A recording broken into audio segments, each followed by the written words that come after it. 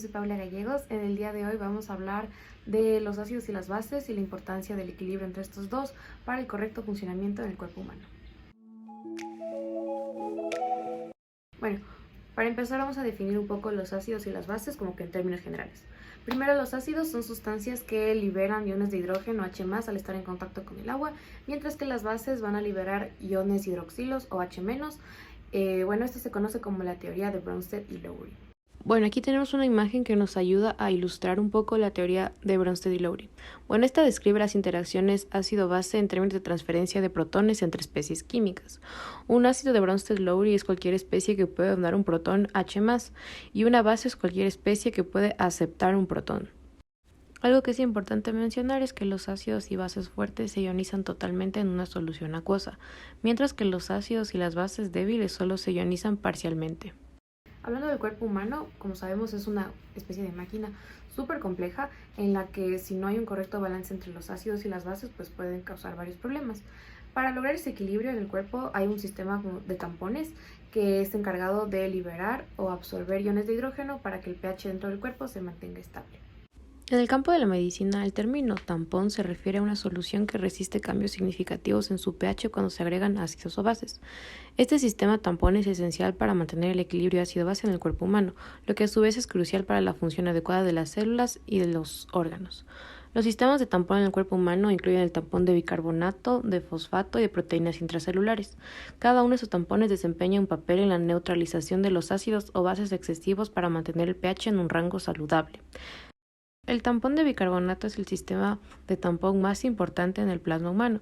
Se compone de un ácido carbónico y bicarbonato.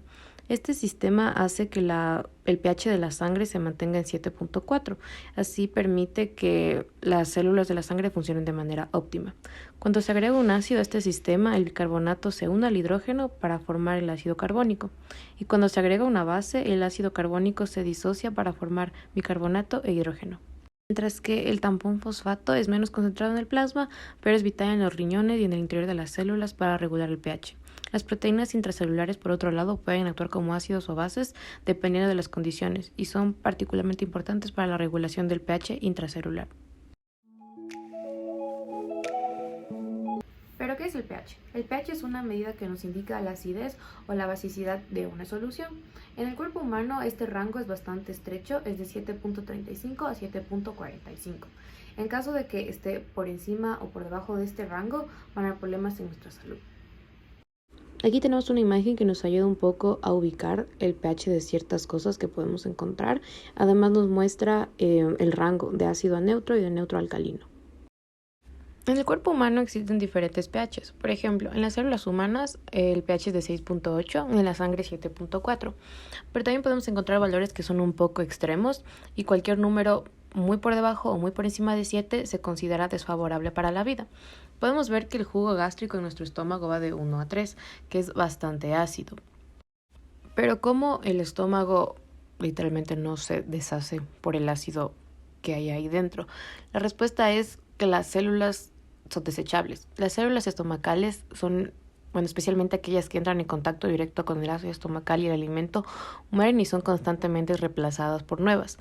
De hecho, un dato curioso es que el recubrimiento del estómago humano es sustituido por completo cada 7 a 10 días. El cuerpo humano tiene la capacidad de autorregularse y esto lo hace mediante el sistema de tampones. Aquí se usan moléculas como el bicarbonato para poder mantener el pH del torrente sanguíneo en equilibrio. Aquí también entran en juego dos órganos que son bastante importantes, como son los pulmones y los riñones, que mantienen niveles estables de dióxido de carbono y de otros iones presentes en el organismo. Bueno, ejemplos de ácidos y bases que podemos encontrar en todas partes. Como ácidos podemos pensar el jugo de limón y el vinagre, mientras que para las bases podemos pensar en bicarbonato y uno que no es tan común, pero el amoníaco. Como parte del video voy a mostrarles algunos productos que tengo en mi casa que creo que ustedes también deben tener y les voy a hablarles un poco del pH de cada uno. Primero vamos a hablar de los alimentos que son como ácidos. Entonces tenemos el limón. Este tiene un pH de 2 o 3, entonces es ácido. Bueno, ahora tenemos el refresco que tiene un pH de 3. Finalmente Finalmente tenemos el café, que tiene un pH de 5. Bueno, de alimentos básicos podemos encontrar la lechuga, que tiene un pH de 6. También tenemos el maíz enlatado, que tiene un pH de 5.8 a 6. Y finalmente encontramos los frijoles, que tienen un pH de 5.7 a 6.2.